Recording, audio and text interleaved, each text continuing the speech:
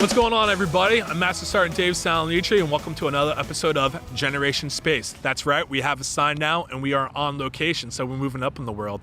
Welcome to our first episode, really highlighting our series on GPS-3. In about more than a month now, we're going to be launching the brand new GPS-3, second time launching it, and we have some experts here. We're going to take you through about 5 or 6 episodes on scene, just like college game day, having some fun. So it's real rough. Here we are in LA.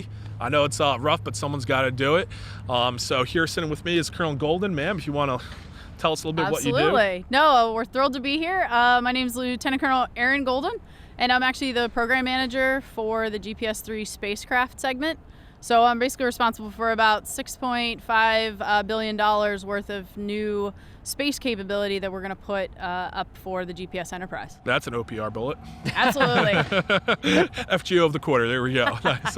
Sir, what's going on? Hey, absolutely. So my name is Captain Kyle Futch, and I work with the GPS-3 program office, particularly underneath Colonel Gulden as the Chief of Mission Operations Testing for the GPS-3 campaign. And then also on the other side of that, I train all of the mission directors that we have that are out there 24/7 commanding an ops floor, which receives telemetry downlink from the satellite, but then also commands the satellite while on orbit for GPS SV01. And we're getting ready to gear up for the launch of SV2 here in about a little bit more than a month from now. So it's a pretty aggressive campaign. It's a pretty exciting time to be in GPS, and I couldn't be more privileged and honored to be in the job that I'm at the time in which I'm here. So pleasure to be here. Did someone pay you to say all that? Absolutely not. No, it comes from a passion and desire that I have from just doing the job. Everything that I've ever done here has been outstanding, and I've really enjoyed it. That's awesome. So GPS, so here's something I'm like, here's the elephant in the room for me. My phone, GPS, it works great. So why do we have new why is GPS-3 such a big deal? And I say that knowing the answer, but no, not knowing the answer that great, but knowing a little bit. So who feels like? I'll start off, no problem. So everyone sits there and says, hey, my GPS works. Why in the world do we need to replace it? What I will tell you is the spacecraft that are on orbit are maybe twice their design life. So they're designed to last about 7 years. A lot of them have been up there for 15. So while they may be operating today, honestly, we can't guarantee that they'll operate tomorrow. And so what we're trying to do with this next generation is not only replenish the constellation, but then also bring in new capability upgrades so that not only the warfighter, but now basically in the entire world that utilizes GPS will have more robust capability and more protected GPS for the future. That's awesome. Someone was telling me a little bit about what would happen if all of a sudden a switch went off and we didn't have GPS, and everything from like using my debit card to get money out to calling up an Uber to get home from the airport, like you name it. Like that's kind of it's kind of unprecedented at this point in time just how many applications, software, the global financial market operate off of GPS. And it's not just the use of location data that we all use and love, from our smartphones today. It's also a timing aspect, particularly in the global economy, because every transaction that gets posted through an ATM machine is time-stamped with the times that we use with our atomic clocks in the GPS constellation. So the impacts are, I think the last forecast that I saw was that we have approximately 4 billion users worldwide. It's probably closer to 5 billion at this time. Yeah, I think so. With as many people that we have using the resource. So it'd be catastrophic, to answer your question, to have that switch go down at any point in time. 5 billion, that's another OPR bullet. Take that, finance. But I would like to say, right, our constellation, while it may be aging, right, there are extra spacecraft on orbit. It's a robust constellation in the end. It's not one spacecraft, it's not one satellite, it's not one single entity, it's an entire system. And it's not only the space piece, but there's the entire ground enterprise that we did also upgrade this last fall when we launched the spacecraft. So it came with a new ground system, and we're continually upgrading our receivers and the user interfaces that we have. Okay. So when you think about the entire enterprise, it's really hard to flip a switch, right, because there's not a switch to flip. Yeah. So it's pretty robust. That's good. Now, sir, how long have you been here at SMC for? I've been here for a little bit more than a year and a half. I got here in October of 2017. I've been doing the job and working with Colonel Gulden since that time. Of course, it took a little while to get spun up and trained and understand what the job was. before I was just thrown in charge of leading it, right? But here's the deep end. Jump in. Exactly. Although I will say that being in the Air Force, it's often a lot like that. It's sink or swim, right? You get thrown into a position, you have to learn it quick, and you have to adapt and overcome at a very rapid pace, which is why I love it, because it's always changing, and it's always a dynamic environment that you have to learn, adapt, and move on from. So what's been so in the year you've been here or so, what's been something like what's been your highlight? What's the thing that when you think back right now, like the past year, what are you most excited about memory wise, or maybe what are you excited about coming up in the future? What gets you going? What gets you excited? Yeah. So I would say there are 2 times in my career where I have been most, I guess, I don't want to say stressed out, but had the most amount of responsibility on my shoulders. And one was the launch of SV1, and one was another time of being on the ops floor and in command of an operational team. And so it's very exciting because, yes, you have the responsibility that you have kind of bearing down upon you, but you've got an entire technical team, which is really a team of teams that you have to manage that are giving you advice. Most of the time that advice is consistent across the board. Sometimes it's not. And so you're put in a position where you have to make a decision in a very rapid timeline, which may not be in favor to some of the advice you're receiving, but you know it's the right thing to do given all other things laid out before you. So. Yeah, if I had to pick between the 2, though, it would be the launch of SV1. Being the mission director on site, on the countdown, having hold call authority to stop a multi-million-dollar launch, entrusted upon me as a captain, right? I'm 29 years old, pretty much fresh out of college. I think it's pretty unprecedented to be in a position where I'm at, particularly at this stage in my life, right? I think most people, whenever they graduate from college, aren't given this amount of responsibility, which is awesome. I mean, that's now, like being an acquisitions officer to be so operational. Is that normal? Did you have some? I mean, like, have you seen this? You know, why is this going on here? Oh, you can answer that. Yeah. Oh, to me. No, right? You're smiling. All right, you got something to. Let him go. I think it's a great way for us to move forward in the Air Force, right? Because we're constantly trying to move faster. I mean, albeit accept risks, right? A tolerable risk and something that we can move forward from and not be completely reckless with our programs, but at the same time delegate the amount of decisions that we have to make to the appropriate level, particularly those which are in the company grade officer level here at SMC, to make those decisions and move forward. And you'll have to forgive me. I'll want to go back and circle to your question. What was your being just being an acquisition officer, working on the floor, operational. Right, so to that piece, though, and to the credit of trying to move fast, the Air Force and space and the entire domain in which we have to operate in, when you put us on the floor and you have us experience the user system or the command and control system of the entire constellation firsthand or secondhand or whatever, it really inspires and gets us to a point where we can advocate better for the user for a better system, because we see the types of workarounds or the types of really challenges that face our operational teams so that we can make it better for the user whenever we deliver it to the operational community. Yeah, it gives you some credibility too. I guess like it gives you the ability to advocate a little bit more. Right. Okay. Right. No, I would say so, because you've had the experience, you've seen it first or secondhand. That's awesome. That's awesome. That's great. So, ma'am, I know you've been here with GPS3 for a little bit now, and you're about to see that your baby go up. You know, you're the second baby. Yeah, second. Yeah, there we go. I mean, that's got to be pretty cool. Like, what are your thoughts? Is this exciting right now, or is this kind of are you more like done? Oh, absolutely not. Are you kidding me? I won't be done until I hand that flag over, and even then, it's going to be hard to let go. Right? I'm not going to want to. It's been fantastic. I've been here just about 3 years, basically. And definitely the very first launch was phenomenal for me. I finally actually got to sit on console for a launch, which I had never gotten to do before in 21 years. And you did it as a captain, nice and young. I mean, that's awesome. I guess that kind of shows, how this is all transitioning. Right, and sometimes it depends on the programs you have, right? But I got to not only watch our space satellite domain bring a new capability in, the ground brought in a new capability, and we launched on a brand new Falcon 9, the first time that SMC has ever launched on the Falcon 9 rocket. So we basically had 3 firsts all culminate together right before the end of the calendar year last year. So it was a challenging year to get there. Right. But just like Captain Futch said, right, the team is phenomenal. Everybody across the entire enterprise and all those domains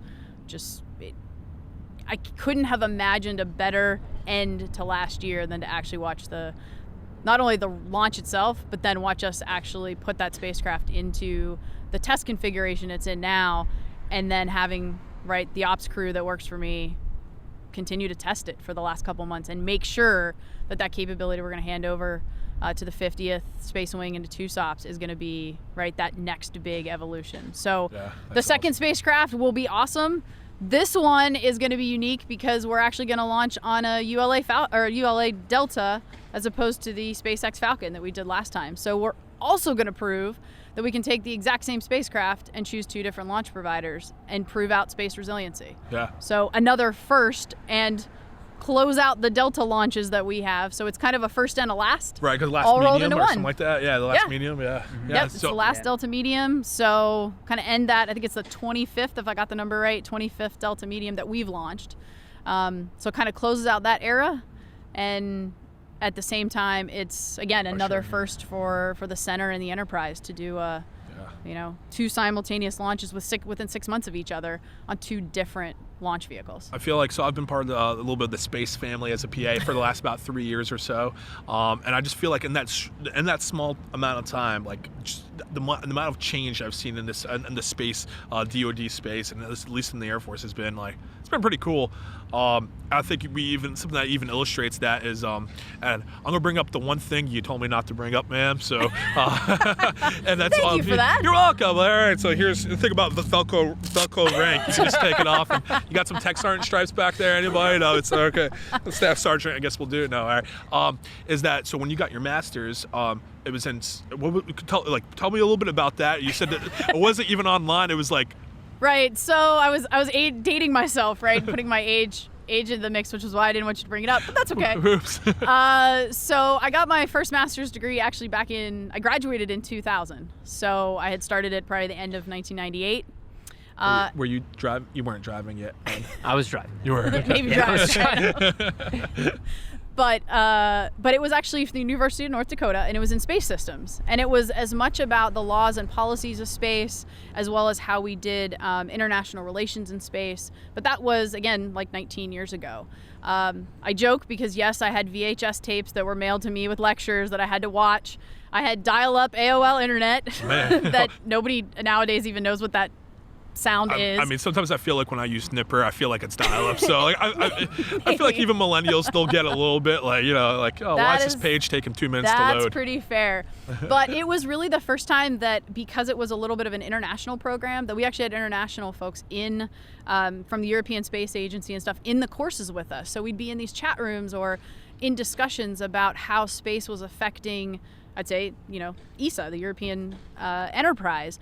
And then we're sitting here in the United States talking about space, but that was almost 2 decades ago. So I have loved to watch in my career how space has changed in 2 decades. 20 years ago, I was probably an oddball saying, hey, I want to go do space. I want to do satellites. Let me take my EE degree and use it in space. And everyone's like, why? Why don't you just go do airplanes? Yeah, right. I was like, airplanes are cool, but what about this new thing? Right. So now I think it's fantastic that we've got the opportunity for, I'll say, the next, generation of space to come forward and see what. Now I'm curious what 20 years from now what Captain Futch is going to be able to do. Yeah. Well, and where he goes. Oh, I think that's kind of exciting. You always talk about the next generation. You always want you want them to be better. You want them to be better. That's my number one you. job is to grow the next generation of leaders, and they should be better than I was. If I did my job right, they'll be better than me. Yeah. What gets you going when you think about this and just the possibilities, and you think about the changes that Colonel Gulden has seen in her couple of years in the Air Force, and you think about the changes that you might see when you're a lieutenant colonel. Yeah. No, I think it's going to be great. I think the time in space really with not just SMC but in the Air Force and just where the United States is heading with our space capability is not necessarily a linear function. It's almost exponential in a way that we have such a robust amount of people like Colonel Gulden that have come here and spent their entire careers, their hearts and their dedication to make a system much better than it was the day that they found it. And so because we have such a plethora of individuals that are so motivated in order to do that, we just see a compounding effect over time of just all of the amount of teamwork and the capabilities that we're able to provide in such a small amount of a time frame. So. Right. Yeah, it's exciting. I love it. Nice. Yeah. That's Good awesome. morning. That's Yeah. awesome. Well, you know, it's like John Raymond talks about it. It's like we used to be like the last kid picked in dodgeball. Now we're the first kid. Yeah. Like space, like I don't have to explain space that much to my peers who are at ACC or AVSOC or whatever. They all know about it. And I feel like 3 years ago, even like going to things like Space Symposium, like it wasn't like it was big, but no one ever really covered it. Now we have everyone's there covering it. Now SecAF's there, CSAF's there, VPOTUS was there 2 years ago. I feel like it kind of just illustrates like the importance work that the operators are doing, but the important works that acquisition's doing to like think about the need 15, 20, 30 years from now and make sure that there isn't a switch that goes off. Yep. Absolutely. Does that sound right? Yeah. That's our job, right? It's to try to think ahead using our intel community and figure out where we need to be, how to be ahead of our adversaries. But not only just as a defensive mechanism, but just where, even if you think about GPS, why GPS was created, it wasn't created to do all the things that it does, right? So part of where can we go with space is really going to be up to that next generation. Is we will think one step and then they're going to go and take it 10 more steps forward, and that's what I think is just unbelievably amazing.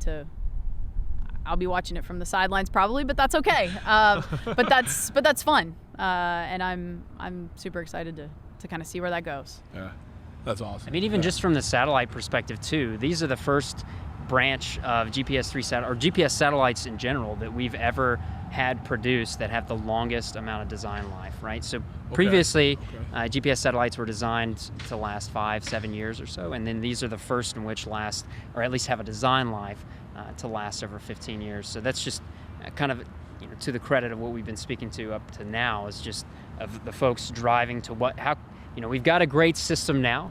How can we make it better? Yeah. All right. So so we've been dealing with. So I'm a New Jersey boy. Sorry not to go off topic, but it's what I do best. But yeah, so this marine layer stuff that we've been dealing with for the last like 30 minutes. All of a sudden the sun decided to come out and like, hi, what's up? Like, it'll pop out for like a second and then it'll go back under the just long enough. June gloom of LA. Yeah, it's just long enough for like our videographer, Sergeant Armstrong, back there to adjust, and then it goes right on back. But first world problems. But I guess our folks listening to this on iTunes have no idea what's going on. But it's all right. And there it goes, and it's gone, just like that. So before we start to wrap things up, I know we've talked about a lot. Like, what's something that you want folks to know out there? Like, whether it's the American taxpayer, whether it's our fellow folks who have this U.S. Air Force above their chest who may not know about SMC, because I sure didn't until I came here. What's going on? What do you want? Yeah. people to know? So I think the biggest thing I'd like them to know is that So SMC is really looking to drive the new way that we're developing our space capability. There are inherently, when everyone says go fast, right, there are inherently some things that, yes, we can go very quickly to deploy when needed and get some robust space capabilities, ground, command and control capabilities, whatever, up when needed. But then there are also those programs that you really have to take a step back, and maybe going fast isn't the right move, right? These long-term 15-year spacecraft like GPS, kind of imagine whether it's a car or just an airplane, that if you were to release it, that needs to operate 24/7, 365 for 15 years. You don't get to replace one single part with it. It's just got to do its mission every day for potentially 2 to 3 decades. No oil so changes. there are some of those types of systems that you really have to do that robust systems engineering up front so that you make sure it's stable and it truly gives that long-term operational capability to whether it's critical to the nation, the warfighter, or allies, or whatever its delivery capability is. But then there is the other half that is truly SMC is truly trying to turn and deliver everything that it can as fast as possible to meet all those warfighter needs, right? It's a balance of how do you do both simultaneously from out here. Right, and I guess not screwing up. It's like measuring twice, cutting once. You don't want. I suppose that's a little bit of a diligence. Oh, we'll say it. What's that phrase? There Right? we go. Jersey education. I struggle with that. Yep. But yeah, I guess and it's truly an enterprise out here. I got to tell you, it's a great team with our industry partners, with not only the government but industry, mission partners, the ops community. It's truly a collaborative team that makes this happen. And I know you're heading out pretty soon, man. Where are you heading to next? For now, I'm actually going to stay here, and I'm going to okay, great. at least for one more year, Awesome. and then we'll see where the command screening board sends me. Okay, But, all right. So I'm not quite leaving yet. All right, good. Just good. won't have this job. There we go. Well, yeah. So. Will you struggle not to like stop over and like, hey, Captain, what's going on? What's new and great? You know. I'll still catch up with the crew every so often. Nice. But anyway. That's awesome. Yeah. This is like one of the smallest Air Force bases like in the world without an airstrip, and we're literally, I mean, not even a stone's throw away from each other. So wherever she ends up moving, we'll be close anyway. This base is like a hidden gem. Like even just walking around the campus, it's like it has a Silicon Valley kind of feel to it. You know. Yeah, like, that's probably the best way to put it, because I'll even be in El Segundo, the town in which this base is built in, and people here don't even know that it exists. I'm like, yeah, LA Air Force Base, and they're like, what? I didn't even know there was an Air Force Base around. Yeah. Yeah, it's part of the charm, I suppose. So, like, sir, I'll give you the option too here too. Like, the chances there's something that we haven't talked about that you want to mention, or even something that we have talked about that you think is maybe you just want to foot stomp a little bit more. I'll do a little bit of both, because I want to hammer on really what Colonel Gulden was just talking about. How, yes, we want to move fast, but at the same time, we really need to do our due diligence, and we need to make sure that we take calculated risks and take the appropriate amount of risk moving forward, and we're not reckless, right? So to that point, I think that our team has done a really good job of doing that with the production of the satellites, the GPS-3 satellites that we have on the floor right now. But then on the same note, we've completely shattered records with the production and the testing that we've done. All while doing our due diligence, we've still been able to drive that production timeline down in order to deliver these satellites at a rapid pace. And we're launching them. I mean, the first one launched in December of last year, and then we're launching the next one here, 6-7 months later in July, and then the next one will be even just a few more months after that in November. So we'll have 3 satellites up on orbit around the Earth in the time span of less than 1 year. So just to echo what I've said already 100 times already on this podcast, is that I'm just very grateful to be in the position I am at the time in which I'm here. He doesn't like this at all. No. Yeah. No. I hate it. Yeah. So I'm going to ask you both, and this is I'm going to ask you both a question that I end every interview with, and I just started doing this with podcasts. I used to only do it for my print stories or video stories, but and ma'am, I'll let you go first, and then you can think about it, sir. But it is coming around to you. All right. So this is going to be a completely off the wall question. What do you live your life by? What do I live my life by? What's your theme song? What's your what's your rubric?